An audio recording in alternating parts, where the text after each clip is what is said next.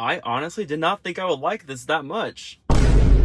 What's going on, guys? It's Brandon, and today I have another accessory to install my Model 3 Performance. This bracket will allow my center display to rotate 30 degrees each way, and full disclosure, my friends at Handshow sent me this, but I'm not being paid for this video. They just sent me the product. If you want to get one of these for yourself, I'll link it in the description below, and make sure to use code TESLAFLEX to get 15% off your order. For this installation, you need a 10mm socket wrench, a pry tool, and then a Torx T20 and T30 bit or screwdriver, whatever you really want to use. When you open up the box, it comes with some printed instructions for installation, as well as a QR code for the installation video and a customer support phone number. This is the bracket itself that I'll be mounting onto the car instead of the actual thing that's holding right here on the screen. Then we have another cover for the bracket, and this should look pretty nice in the car. It matches like kind of what this looks like anyway, so it shouldn't be that noticeable. And finally, we have our two replacement T25 screws, and I'll just set these in a cup holder as well.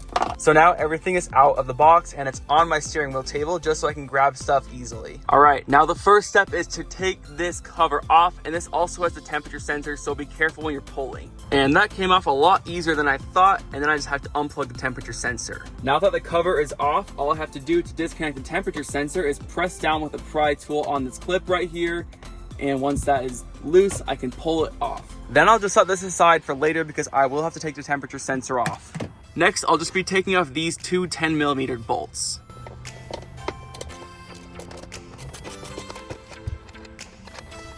All right, the first bolt is officially out. It took forever.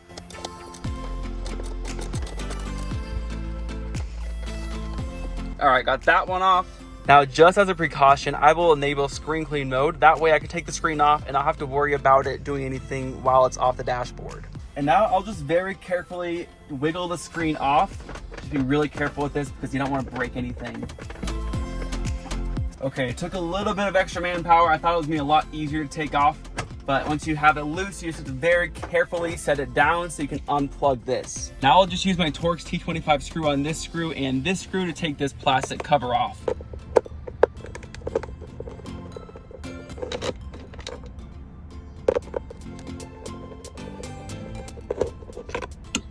All right, now it's loose, so I can just lift this up, and it's gonna be a lot easier to unplug the screen now. Then I just have to remove this plastic cover over the display cable and just be really careful. You don't want to break this. I'm not even sure why they put this on the car. I assume it's so like it can't be unplugged somehow while it's in the car, maybe? I don't know. And to remove this cable, all you do is press down on this part, and then you can just pull up to unplug the display.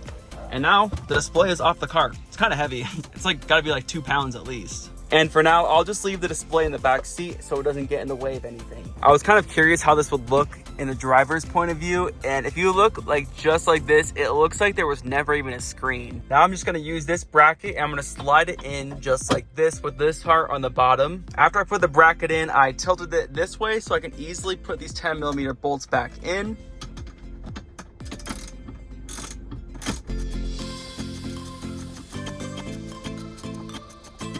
Now that that part's in, I will just tilt this the other way and put this 10mm screw back in.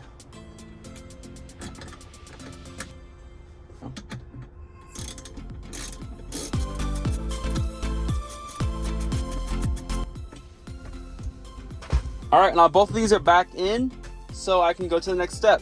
Now for the next step, I have this bracket, and I'll just slide everything over this, starting with the wires just so I don't forget them. Kind of wedge it in this way, maybe turn it a little bit, and then get the other side in. And don't really rush this, take your time. This is honestly taking me longer than I thought. So now we have it all set up, and it actually is gonna look pretty good. I thought it would look like really weird on the edges, but it's gonna actually look really nice once it's in all the way, obviously. I've actually run into a little bit of an issue with this. It's nothing with the actual product, it's with Tesla's manufacturing. This is slightly longer than this, so it's kind of making it bulge out right here. I have this bracket on fully now, and it does bulge out, like I said, because this piece of metal on this side is way too long. But honestly, this still works, and that's all that really matters, because I'm never gonna look behind the screen and go, oh dang, I wish this wasn't bulging out like that. It's part of the car, you know, it's a Tesla. So the correct way is to put the screen down just like that, and then you get the bracket and you slide it over top with the cord. Obviously plug in the cord first. I'll do that real quick. Now just press down on this until you hear it click, like that. And now you can easily slide the bracket over top without having to deal with anything.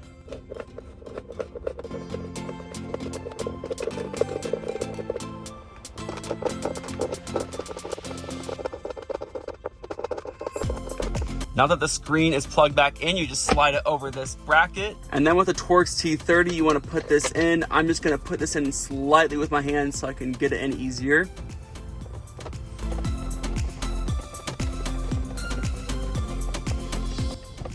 Then you just take the temperature sensor out, and you have to take some Torx T5 screws out. I forgot to mention that in the beginning. And it just looks like this. And they give you this for 2021 plus, and this for 2017 to 2020. Now the temperature sensor is installed into the new housing. Now all I have to do is plug the temperature sensor back in. So hear it click. So now I've been using this swivel screen for about 2 days, and I'm really enjoying it so far. I like how I can get rid of the glare at certain angles or tilt it completely this way if I really want to. The only negative I can really find in this is just how the car was built. If you're trying this yourself and you have the same issue, let me know. One thing I'd like to see Tesla do is just improve some of the smaller things in their build quality. Obviously this is not a huge deal, but it was such a hassle to get the screen out of the car initially. You might have also noticed the screen is slightly lower than it was before, and that's because the way that screen is mounted on the thing, this is where it was before, and now it's just about an inch lower. I did some measurements with an iPhone before, and I noticed with the stock screen, it was about an inch off of the iPhone, and now it's about in line with the iPhone.